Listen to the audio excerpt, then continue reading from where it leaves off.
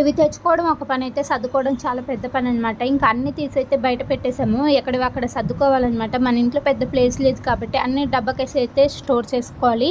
ఇంకా ఏమేమి ఉన్నాయి, ఏమేమి తెచ్చాము అన్నీ ఒక పక్కకైతే సర్దేశాము. ఎక్కడివి అక్కడ ఉన్నాయి చూస్తున్నారు కదా, ఇవన్నీ కూడా ఒకదాని తర్వాత ఒకటైతే సర్దేసుకోవాలి.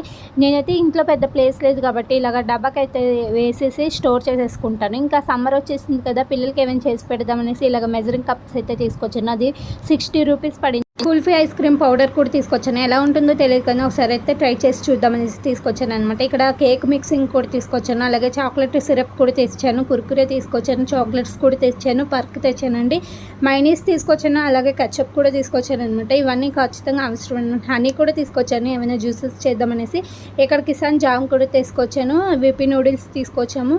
అలాగే ఓరియో బిస్కెట్ కూడా తెచ్చాను అనమాట. ఇవన్నీ కూడా ఒక దాంట్లో వేసేసి స్టోర్ చేస్తున్నాను, ఎందుకంటే ఇవి పిల్లలు తినడానికి కాబట్టి.